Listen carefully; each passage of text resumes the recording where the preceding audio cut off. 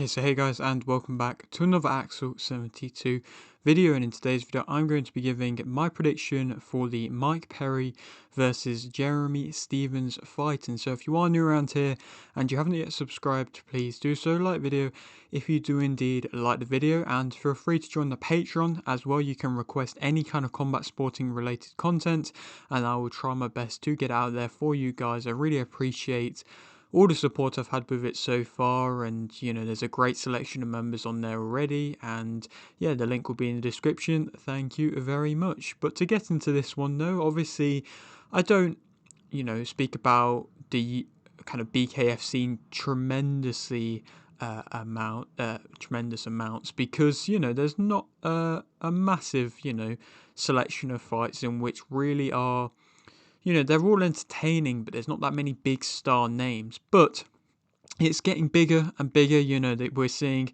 more and more UFC fighters shift over. There's a few on this card, and again, I do enjoy watching the events. Of course, just last weekend we saw James DeGale versus Matty Floyd, which was a weird fight and a weird event as a whole. But again, that was a little bit of hype, and for a British combat sporting fan, that was something in which I was intrigued in.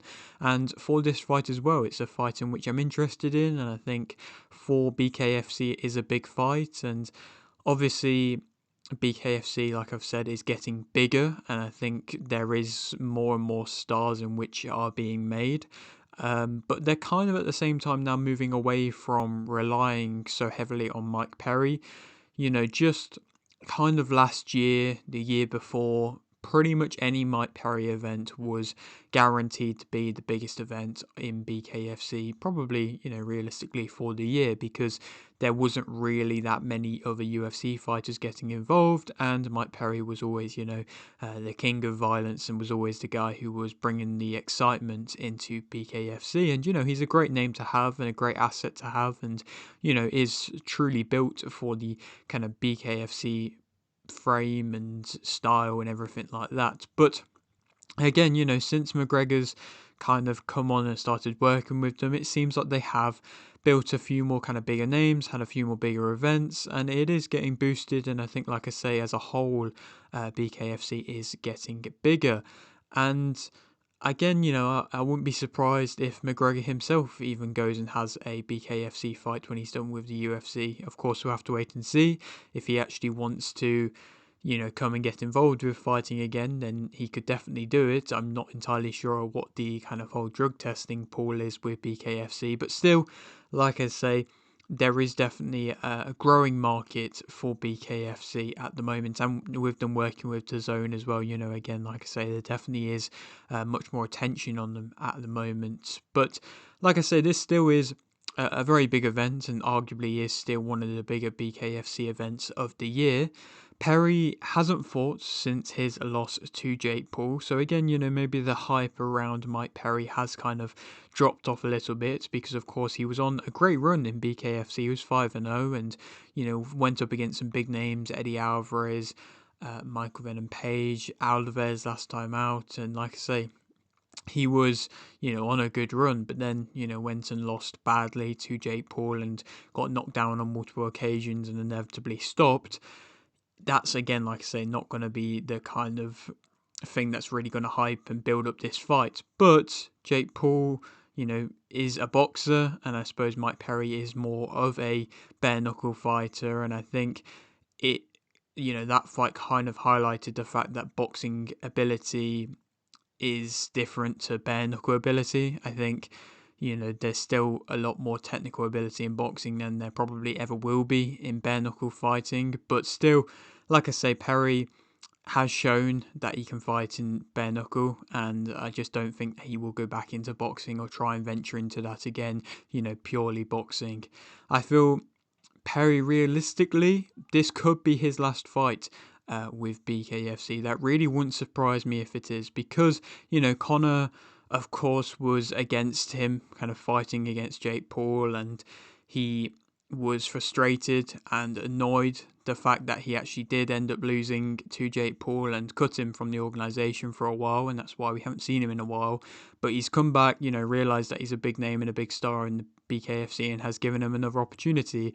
And he said that if he loses again, then he's just going to cut him again. So if I was Mike Perry, I would, have this fight, win, lose, or draw, then go on to his own organisation, which of course is Dirty Boxing, which is a growing platform in itself and is making kind of big moves with John Jones being involved. And, they've got Gable Steveson as their next headlining event. Again, like I say, it wouldn't be surprising if Mike Perry went on to do that, possibly after this fight. But for Jeremy Stephens, I mean, he's coming off a loss as well. He made his kind of long-awaited, to an extent, return to the UFC and fought against Mason Jones, who was a very tough test to have in a return. But I suppose the UFC wanted to give him a tough test to see if he actually was, able to still compete at a high level. And for the most part, he was, beaten to the punch. He was kind of beaten up, and for the most part, like I say, he was kind of dominated against Mason Jones. I think he still had his moments, and the power in which he carries often provides them moments, but for the most part, like I say, he wasn't able to match Jones at all realistically. But of course, before that, he was on a good run in the BKFC himself. He was 3-0 and was coming off a good stoppage win against Eddie Alvarez, where he basically made Eddie Alvarez quit because of the amount of just damage in which he inflicted onto him. And I have a feeling that he will probably stay with BKFC or possibly Dirty Boxing, or like I say, in that kind of realm, maybe Misfits Boxing, until he retires. And I still think he has got a good level of skills and ability, and even though he's I think 39 going on 40 now, he still is perhaps the hardest hitting lightweight around. That's kind of always what he's branded himself as, and I think that power is something which has definitely been able to elevate him and get him to the position in which he is now. And like I say, he's 39 years old. People always say that the power is the last thing to go, and again, like I say, it does seem like that is the case for Jeremy Stephens. To speak about both fighters a bit more individually, Mike Perry as a fighter, he's somebody who will kind of chop you down with punches. He kind of works off interesting angles. Again, for the most part, a lot of his hooks are definitely downwards chopping hooks, and again, that can really split open the face if they do land. He's a come forward fighter who is also able to punch around the guard pretty nicely as well. He throws in good combinations, and sometimes you don't see fighters, especially in BKFC, throwing in combinations that nicely. A lot more of them are just kind of loading up on them big singular shots, which is, perhaps a bit more similar to Jeremy Stephens. But Perry, I think, throws a bit more in combinations. He turns into his shots nicely. He carries his own good level of power. I don't think it's as big as Stephens, but of course, when you're fighting bare knuckle, any fighter that lands is going to come with power. He's able to fight in close, and for the most part is a brawler type of fighter who wants to fight in close. He's got, I still believe, a good chin. I mean, obviously he got drops on multiple occasions against Jake Paul, but I think coming in on short notice, and also at the same time, I just don't think he was prepared or really knew what the kind of assignment was to face Jake Paul in boxing. I think he still has got a good chin, and he showcased that in BKFC. And of course, he's been able to take some big shots in BKFC. And the shots, I'm sure, probably were bigger and more powerful than what Jake Paul has hit him with. But at the same time, Jake Paul is a big guy. He's fighting at cruiserweight now. And Mike Perry kind of, for the most part, fights at lightweight. So again, there is a severe size difference there, and so I guess that does make sense to an extent as to why he did get stopped. But I still believe he's got a good chin, and he's definitely not afraid. He wants to overwhelm you. I don't think he smothers his work, which is nice. A lot of BKFC fighters do smother their work, and that's something in which can be a little bit frustrating at times, but like I say, he doesn't seem to do that. He can outwork you. Of course, he's got more bare knuckle experience at a higher level than that of Stephens, and he's able to rough you up well. Negatives about him: he's flat-footed, reckless coming in, he's got a low guard, he falls over his front foot, he isn't really able to get past the jab too well, and he can get kind of beaten up to the body. Of course, he wasn't really able to deal with the body shots or the jab of Jake Paul that well when he was boxing. He doesn't work the best at a distance, and I think he doesn't really set up his work tremendously well. He kind of just walks in and hopes that he's not going to get caught with a shot coming in. He stands straight on. Like I say, he walks onto a tremendous amount of shots, in my opinion. I think he definitely is a slower target than the two, and I think he is there to be hit. His accuracy at times can be a little bit of an issue, and he does duck his head down, or his head is on the line, one or the other. I mean, Stevens' head movement isn't great either, but I would say perhaps it's a slight bit better than that of Perry's. He can have quite wild swings at times. He can stay in exchanges too long. He can be made to just follow you around. He was putting Jake Paul on the back foot for the majority of their fights, but he was just following him around. And Jake Paul, his movement isn't anything too crazy, and it could have been cut off a bit better, but Perry wasn't really able to cut it off. And I think he struggles against, faster fighters who are also good movers. Let's talk about Stevens as a fighter. He's got, of course, his own great power, his kind of one-punch knockout power, and, that's how he was quite surprisingly able to, damage Eddie Alvarez out of nowhere and drop him with that first knockdown that he's delivered with just one punch. He's realistically never down and out as a result of that power. I think he uses his jab better. I think he's the more technical fighter out to the two, and showcased that quite well in his BKFC fights.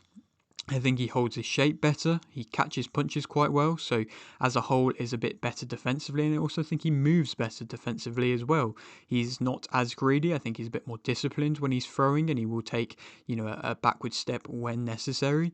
He can walk you onto a big punch. He's got big overhand hooks, and they're definitely, generating a lot of power. You can see the power in the hooks in which he's throwing.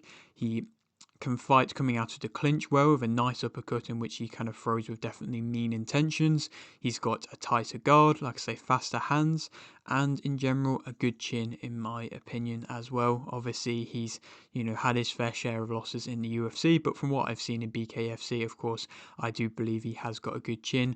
And the fact against Mason Jones as well, he was taking a lot of early punishment, and he still was in there by the end of the fight trying to trade, trying to make things work. And like I say, he was very severely damaged in that fight, but was still, like I say, giving his all and trying his best. Negatives about him, I think his head is on the line. I think he's more willing to go backwards, which will definitely be an interesting dynamic for this fight, because I think Mike Perry will be the one coming forwards and Stevens will be the one going backwards. So, will we be able to keep Perry off of him? He's got a lesser output and definitely does load up on his strike sometimes a bit too long. He can cover up against a high output, so if he's doing that and perhaps loading up a little bit too long, he has to make sure that he is landing the shot in which he's loading up on. If he misses that shot, then he is just getting beaten up if he's waiting too long. If he can't slow you down, he can have problems and, of course, can start relying on his power. When his opponents distribute to the body, to the head, that's when he can struggle. I think that's what Mason Jones did well. And, of course, Jones was mixing in kicks and things like that very nicely. But, of course, Perry's not going to be able to do that. If things aren't going his way, he can kind of resort to ducking his head down and swinging a bit as well, which, again, similar to what Perry would do there as well. And I think he also slows down throughout, in my opinion. Who I think is going to win this fight? I'm going to go with what perhaps might be a bit of an upset win. I'm going to go with Jeremy Stevens to win via TKO in round 2. I don't really know the odds on this fight because, if this was Mike Perry pre-Jake Paul fight, he would be coming in as the heavy favourite. But with both of them coming off a loss, I really don't know who is the favourite coming into this one. But I think Jeremy Stevens, like I say, is the more technical boxer. I think he can walk Mike Perry onto punches. I think he'll be able to hurt and damage Mike Perry. I think Mike Perry will walk onto shots, and I don't think he's going to be just an easy kind of walkover for Mike Perry. I think he is going to be the toughest test that Perry's had to face in BKFC. I think he is, like I say, a fighter who's also made his style for BKFC, and I don't think Perry has had to face a fighter who's made for the UFC. Made for BKFC. Of course, he's fought a lot of ex-UFC fighters, Mike Perry, or fighters who go on to fight for the UFC like Michael Venom Page, but not a fighter who is really kind of made for BKFC, and I think Jeremy Stephens definitely is that. And again, I do believe he is a very powerful puncher, and Mike Perry coming off, the pretty devastating defeat in which he had to Jake Paul, I think he's going to get hurt, he's going to get dropped, and he's going to get stopped by Jeremy Stephens. And then who Stephens could go on to fight next? I mean, realistically, there's a couple options maybe there. I mean, Darren Till perhaps could be an option. Again, depends if Jeremy Stephens wants to move on to Misfits boxing. Perhaps that could happen. But Till has also said that he's now a free agent, so maybe Till could come on to fights with BKFC. But again, there would be a big kind of size discrepancy between the two of them. But I'm pretty sure Till has called out Mike Perry, so again, maybe that could happen. Or probably more realistically, Frankie Edgar is fighting Rivera also on this card. Of course, Edgar is a former UFC champion and Rivera is a former contender in the UFC. So it probably would make sense the winner of that to fight Jeremy Stephens if Stephens wants to stay around in BKFC, and if he doesn't want to retire, or if he wants to go on to anything else. Again, I'm not entirely sure, but I think he still, has a little bit more left to give. But yeah, that is it for today's video. Hope you did enjoy. Like the video if you didn't like the video, subscribe if you're new, and thanks for watching.